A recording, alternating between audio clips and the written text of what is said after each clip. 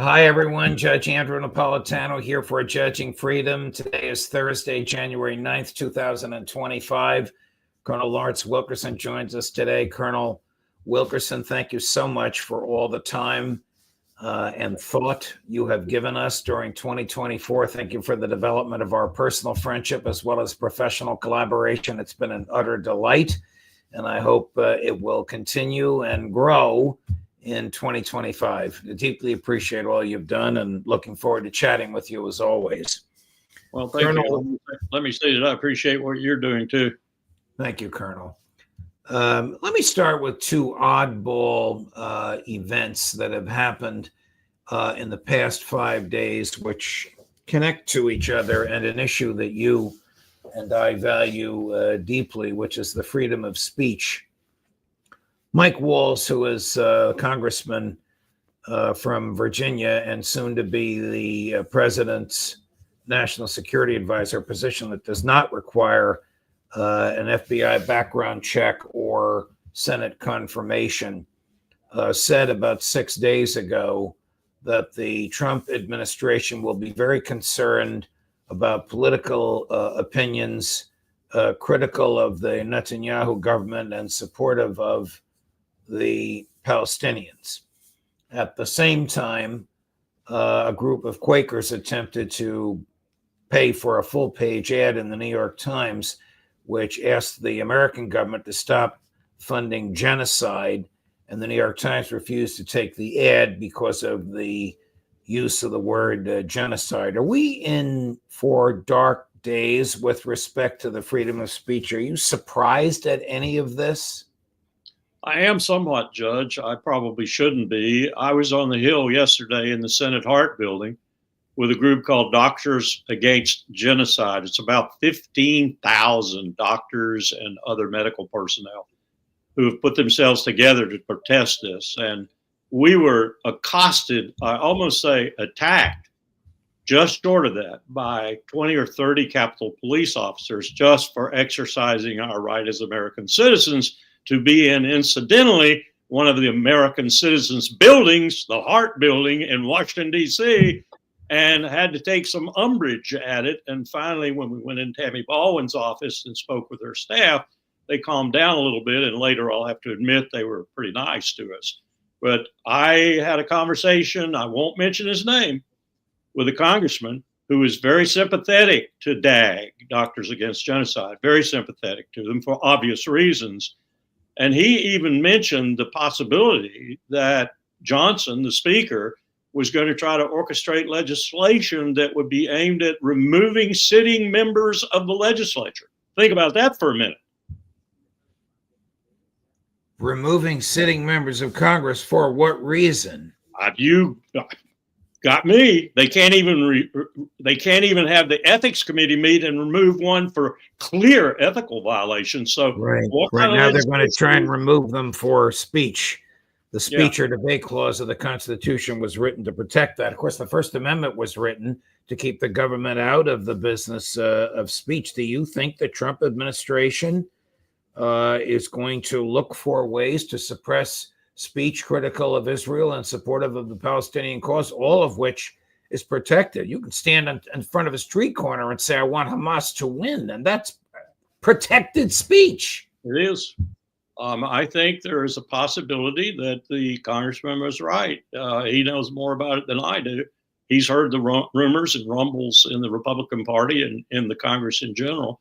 I don't put it past the people he surrounded him with, Trump has surrounded himself with, coming up with something that will go, not just go after young people on college campuses and their college presidents and others, but also other Americans who are speaking out, particularly on this issue. You know, the New York Times is a private entity, and they can accept or reject any advertising copy that they want, but they exist because of the First Amendment. They are the premier journalistic entity in the United States of America today. For them to reject an ad because it uses a word to which they object politically, to me, tells you a great deal about them. They don't believe in the freedom of speech. I think you're absolutely right. We at the Israel-Palestine Confederation, we paid a great deal of money for, and it's called an advertisement. It was a full page in the New York Times. Right. It's called an advertisement, so the Times can divorce itself from any editorial opinion or any opinion altogether. We are going with another one, and what you've just told me is we're probably going to be refused, and they're very expensive, extraordinarily expensive. One of our writers writes in, the First Amendment also says that the government shall make no law respecting the establishment of religion, and yet they've chosen sides in a religious war. That's exactly true. Yes, it is. Exactly true. And that scares me about some of these people too, because a lot of them are what we call in the Military Religious Freedom Foundation Christian nationalists. And these are dangerous. The speaker, the person about whom your congressional correspondent, your congressional friend spoke, is the paradigmatic example of a Christian nationalist. Yes, yes. Very much one Christian. Some form of Protestant evangelical version of Christianity would be the country's religion if he had his way. And did you see how he bastardized Jefferson's supposedly Christian prayer as he extolled the virtues of opening the house and Carter's death and such? No, Jefferson never said that. Jefferson never rendered that prayer. That's been disputed by Jeffersonian experts all across the country. And yet he's still clinging to it, as are most of these Christian nationalists. Wow. Colonel, also troubling were two comments that President-elect Trump made in the past 10 days, one of which is, this is a little schoolyardish, but there's meaning to it. I am Israel's best friend. The other is, if Hamas does not return the Israeli hostages, there's about 100 of them living that we know of, by Inauguration Day, there will be hell to pay. But what more hell could be visited upon the Gazan people than have been visited on them? Also, Colonel, now I prevail upon your military experience. He wouldn't rule out the use of the military. Are they actually thinking about sending American troops to Gaza? First of all, your comment was well couched. Dennis Fritz and I had lunch just about an hour ago, and we were remarking on this, and we said, how can you possibly bring, quote, hell, unquote, to bear on Gaza? It's already there, courtesy of Bibi Netanyahu and the IDF.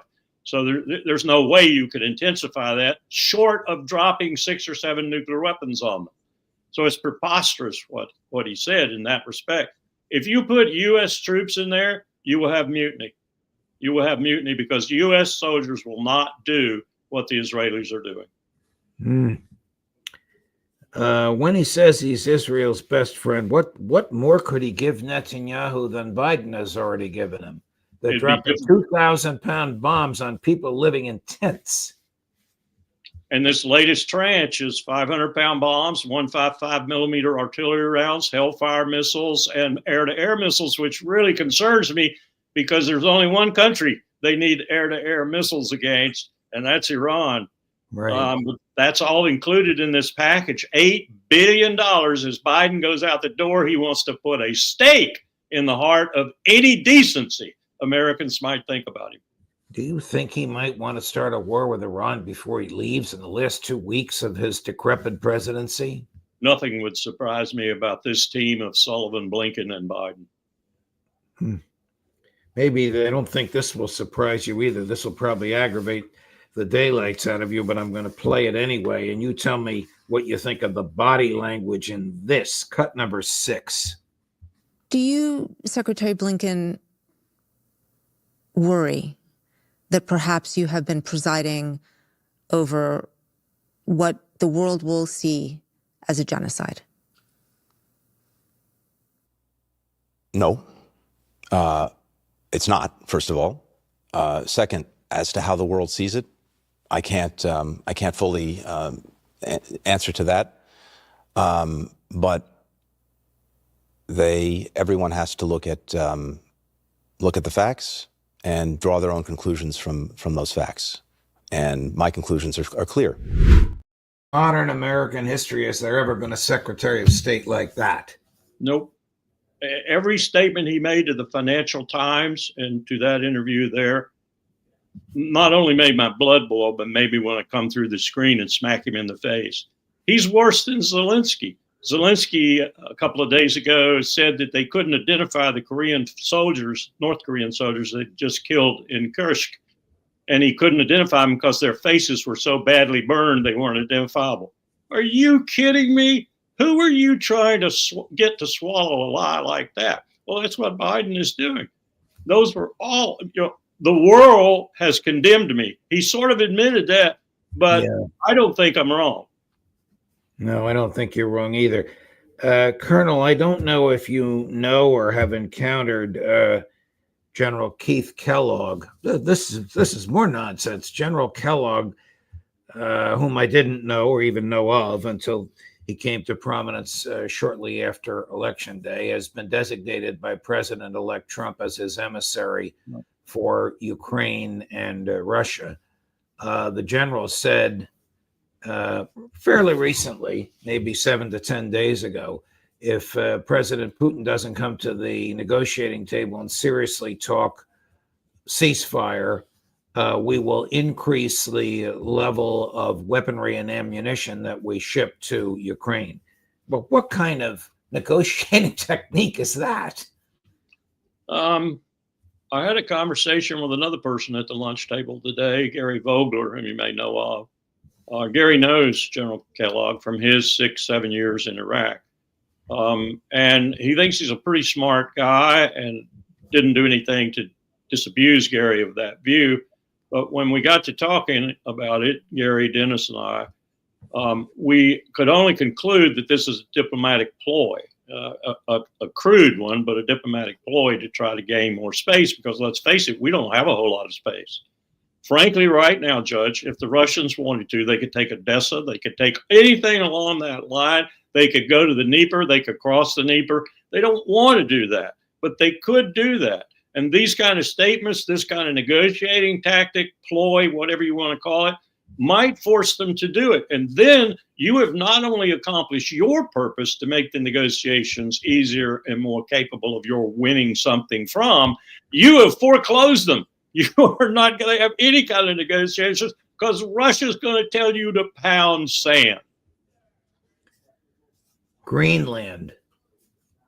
Yeah. How will the Kremlin react if the U.S. acquires it, whether by force or stealth or deception or by a commercial transaction, which would probably be Trump's way of doing it? I mean, if you look at the Arctic Circle, Greenland is very, very close to Russia. It's in it. Yeah, the top part of it's in it. The Wolf's Cave that the archaeologists and paleontologists just went into for the first time in human history, big spread in National Geographic about it. They came out of there with, I forget the name of it, but it's a formation that only occurs in certain places, and this cave was full of them. And they can parse that system that is contained in these frozen, almost stalactite type things, and they can find 300,000 years of climate history, even in some of them, maybe 1 million years or more of climate history. So this is an incredible find, and it's an incredible place to try and find anything because it's so dangerous and difficult to orchestrate. It's so cold, so windy within the Arctic Circle and so forth. But there are all kinds of critical minerals in there too. If I were Trump and I wanted Greenland, I'd make Denmark an offer and I'd buy it. I mean, do you think that this is a diversion from the coming catastrophic defeat of America's policy in Ukraine? Or do you think a attack on Iran might be a way to cover over the humiliation of the defeat in Ukraine? I think Bibi's going to get his first blow when Trump moves swiftly to negotiate a new, and it will be better. It won't have the 25-year sunset clauses on it. And the Iranians are ready to do this, I think. So Bibi's going to get his first blow in the solar plexus when Trump says to hell with your war with Iran and negotiates an agreement with them on their nuclear program. I'm really worried, though. I listen to Doug McGregor and others, and I've talked with a lot of people who know more about this than I do with regard to Germany, France, and other key nations within NATO at this very moment in time. We're about to see the complete disintegration of NATO led by Germany leaving. There's no question about it. AFD, once they have power, full power, get their coalition built if they have to, they're going to take Germany out of NATO. That will be the unraveling of NATO. So we've got a lot bigger problems to worry about than whether Denmark will sell us Greenland or not. Agreed. France is changing prime ministers every 6 months. The Austrian government collapsed. The Romanian government had nullified an election before it happened. The German government collapsed. Colonel McGregor has expounded extensively on this. Some have said they don't think the AFD can form a coalition, but if it does, and if they do leave NATO, and if Trump pulls us out of NATO, will it exist any longer? Not really. Judge, I don't think any alliance, political, military, the way NATO is, can exist without a real threat. We have not had a threat since the Cold War ended. Well, if you listen to Tony Blinken, I'm going to drive you crazy by playing another one. Putin is a threat. Sonia, cut number 2. Do you feel like you've left Ukraine in the strongest position that you could have, or were there things that you could have done differently? Well, first, what we've left is Ukraine, which was not self-evident because Putin's ambition was to erase it from the map. We stopped that. Putin has failed. His strategic objective in regaining Ukraine has failed and will not succeed. Ukraine is standing. And I believe it also has extraordinary potential, not only to survive, but actually to thrive going forward. And that does depend on decisions that future administrations and many other countries will make. Is there any evidence, Colonel, of which you're aware that Putin's goal was to erase Ukraine from the map? Not at all, and there are reams of evidence on both sides of the coin, if you will, that he'd had no such intent whatsoever. He simply wanted to settle the question of Russians in the portions of Ukraine where they were more or less a majority and make sure they were okay. And he also wanted to ensure that no U.S. missile systems which could reach Moscow were planted in that area. And that did not require even going to Kyiv. It required those oblasts, which he's pretty much taken now and probably going to keep forever. I won't say probably, he's going to keep forever. The $64,000 question, if you don't mind me characterizing it that way. Given the long and deep attitude, the neocon attitude in the State Department in the West about Russia, given the generations of school children in government schools who've grown up to believe that Russia is a monster, do you think peace between the United States and Russia is feasible and sustainable, Colonel Wilkerson? I did in 1992, 93, 94, on up to about Bill Clinton's first term. I did think it was possible, and I was overjoyed by it, as was Colin Powell, as was Bill Perry, the Secretary of Defense, first one or second one for Clinton after we got Les Aspin out of there. There were a lot of people, I would say probably 3/4 of the cognoscenti, if you will, the leadership of America in one form or another was ecstatic over this new relationship. Then we ruined it. We ruined it with lying and cheating and deceitfulness. And I would not, if I were Putin, indeed, if I were Xi Jinping or any other world leader, trust the United States any further than I could throw warm spit in the future. And Tony Blinken and Jake Sullivan and Joe Biden put the coda to that.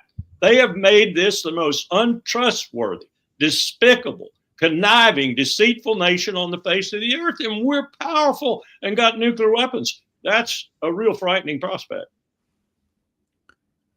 Do you think that Marco Rubio, Pete Hegseth, if he's confirmed, Mike Waltz will look at this any differently. These people are neocons and Zionists to the core. Yes, and it worries me greatly. I don't know that Trump, regardless of what he believes truly and wants to do truly, I don't believe he is going to be able to stand up to the tsunami that's coming at him from these people, because they do not give up.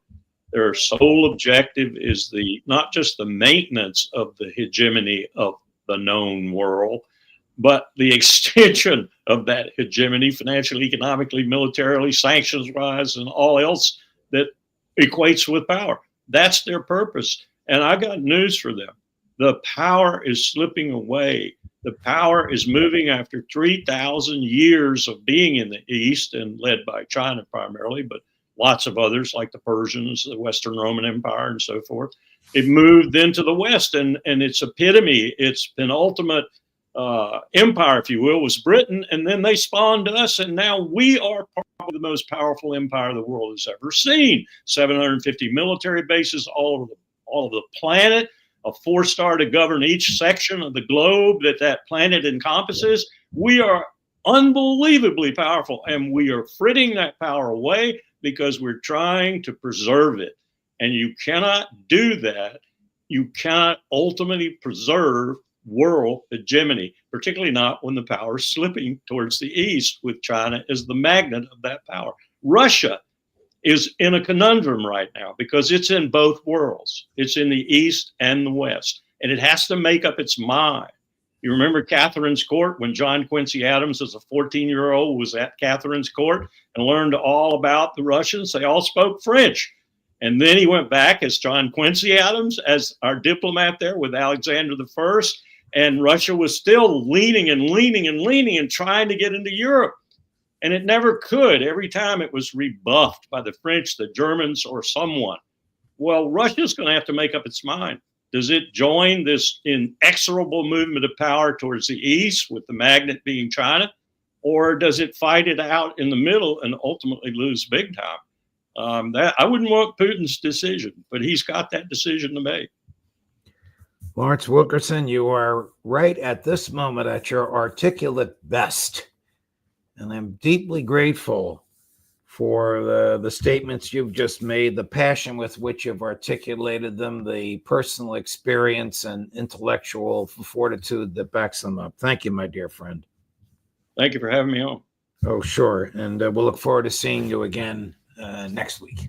May it be a happy new year, if that's possible. And same to you and to your family. Love to your grandchildren. All the best. Take care. Sure. Tomorrow, Friday, end of the day, as usual, end of the week, the Intelligence Community Roundtable with the boys, Ray McGovern and Larry Johnson, 4:30 Eastern. Judge Napolitano for Judging Freedom.